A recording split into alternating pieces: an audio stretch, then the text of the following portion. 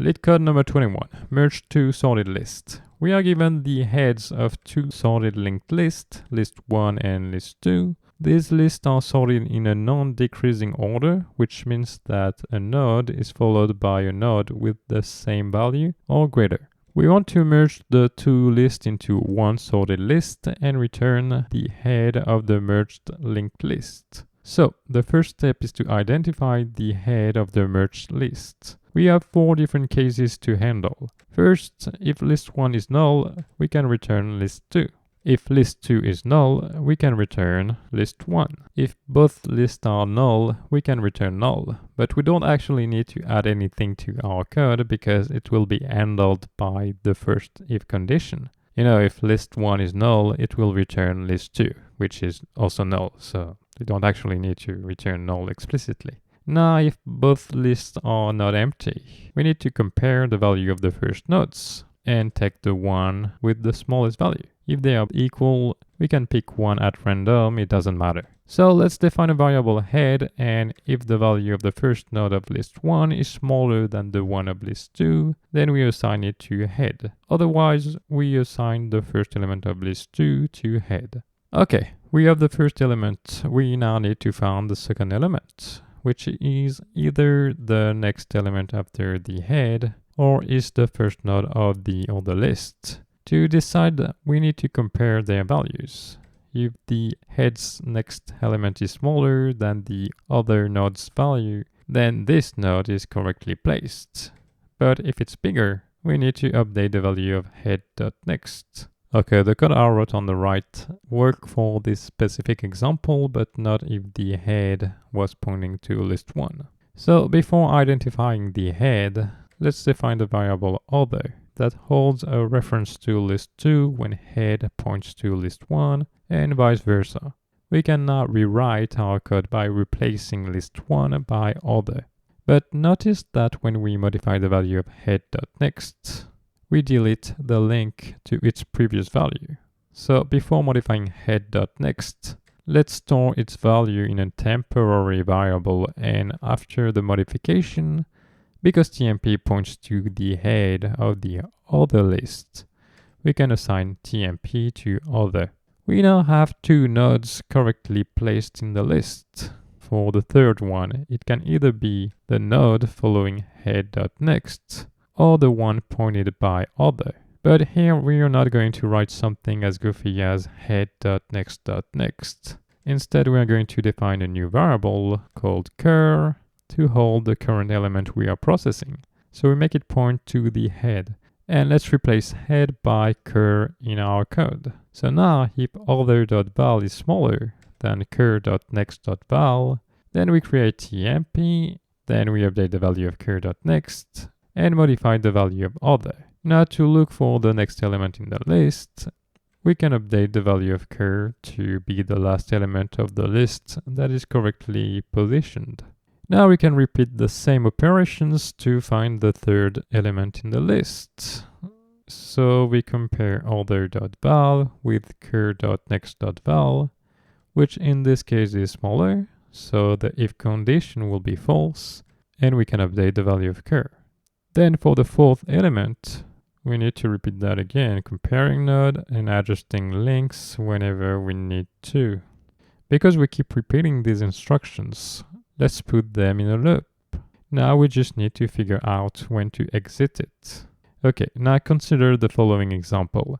If we keep executing the while loop, we are going to move the current element forward in the list until it becomes null. Once it's null, if we try to access cur.next, we will get a null pointer exception, or a type error in the case of JavaScript. So what we can do before setting cur to null and before accessing cur.next is to test if it's null or not. If it's null, then we know that cur is the last element of a list, so we can make cur.next points to the other list. And we're done.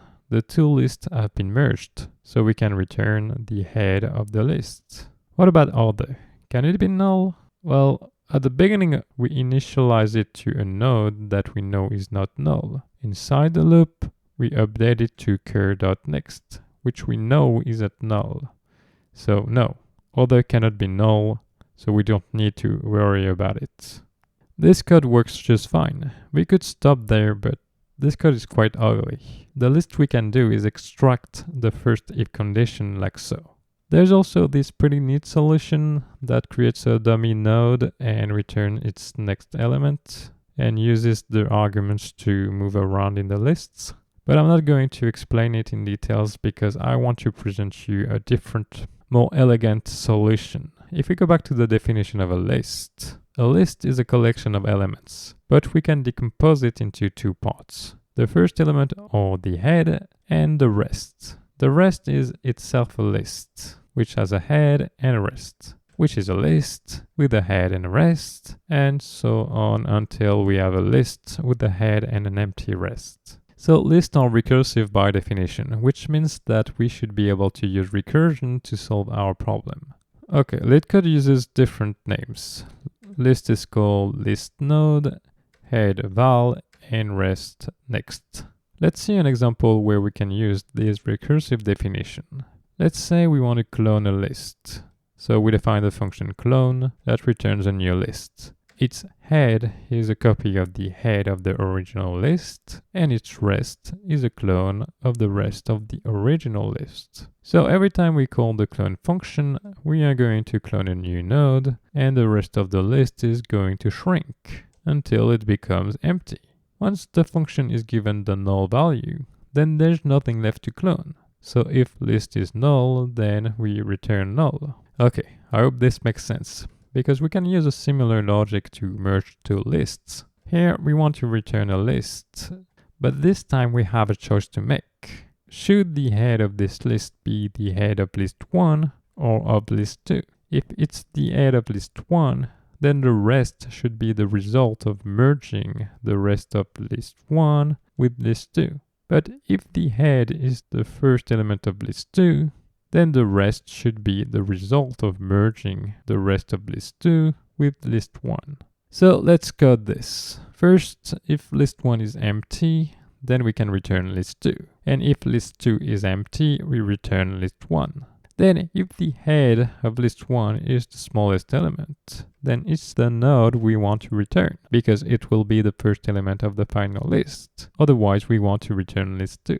So at this point, the merge function returns the smallest element of two lists, which is exactly what we want. But before returning anything, we need to make sure the node with the smallest value is followed by the second smallest.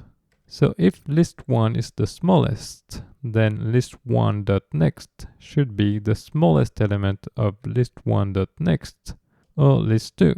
And if list 2 is the smallest, then list2.next should be the smallest element of list 1 or list2.next. And that's it. Pretty cool, no? If we compare it to the first solution, it's much shorter. But is it better? The worst case time complexity is the same, which is big O of the total number of elements. But the worst case space complexity is different. The iterative solution requires constant space, while the recursive one, because every time we make a function call, we create a new stack frame on the stack. It requires big O of m plus n extra space. So the iterative solution should be better for bigger input, especially if we have a very large list that could cause a stack overflow. Recursion is a great tool, and it makes it easy to work with some data structures like linked list or trees, but it's rarely the most performant solution. And sometimes recursion can be really bad. But we'll see about that when we talk about dynamic programming. Okay, that's enough Leetcode for today. Time to take a nap. Subscribe, like the video, share it, comment, donate. Goodbye. Bam.